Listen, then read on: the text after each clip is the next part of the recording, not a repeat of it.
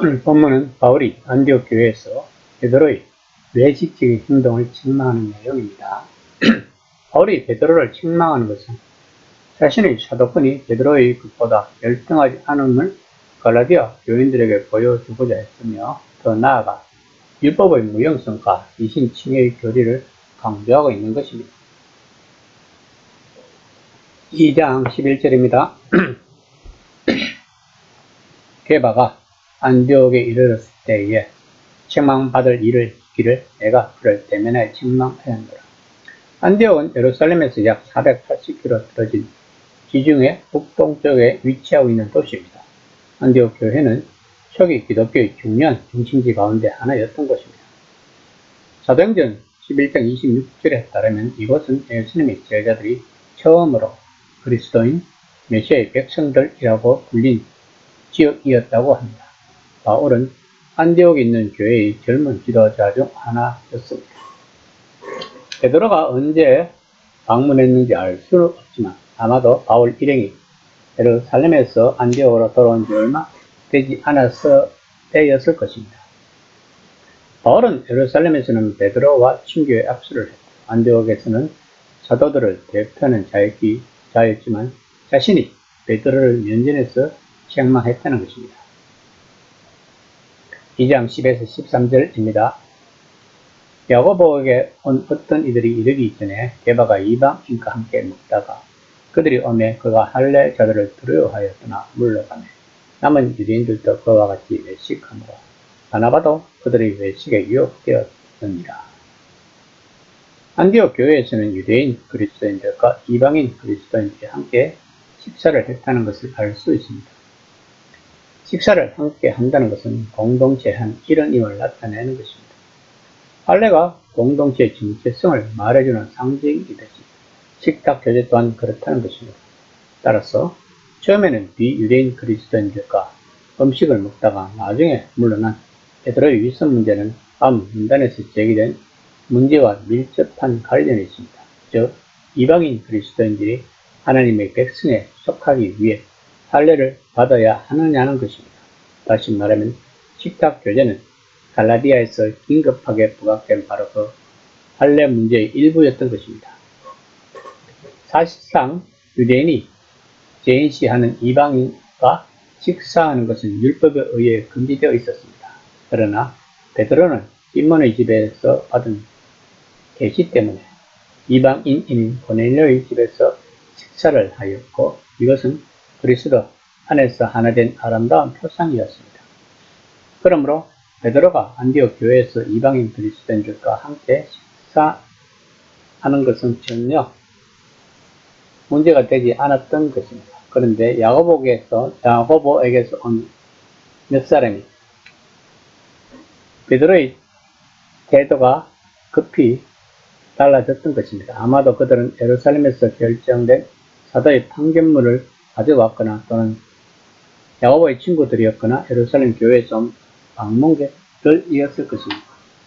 그런데 식사를 하는 도중 베드로는 그들의 눈치를 보며 식사 자리에서 물러났던 것입니다. 이것은 베드로가 예수님을 멀찍이 쫓아가다가 3번씩이나 부인한 과거의 사건을 기억나게 합니다. 아마도 그가 할례자들을 두려워한 것은 이방인과 식탁 교제를 한 것이 알려지면 할례자에게 복음을 전하도록 위임받은 사명에 지장이 생기고 또 유대인들에게도 큰 반발을 초래하게 될 것을 염려했을 수도 있었을 것입니다. 그러나 베드로의 위선적인 행동은 남은 유대인 그리스도인들과 심지어 바나바까지 무너뜨렸던 것입니다. 이 사건은 단순한 것이 아닙니다. 그리스도 안에서 유대인과 이방인은 하나라고 가르쳤으면서도 그들의 행실로는 그 진리를 부인한 것이 된 것입니다. 이것은 복음의 자유를 무너뜨리고 율법주의가 다시 고개를 드는 실로 심각한 유기적 사건인 것입니다.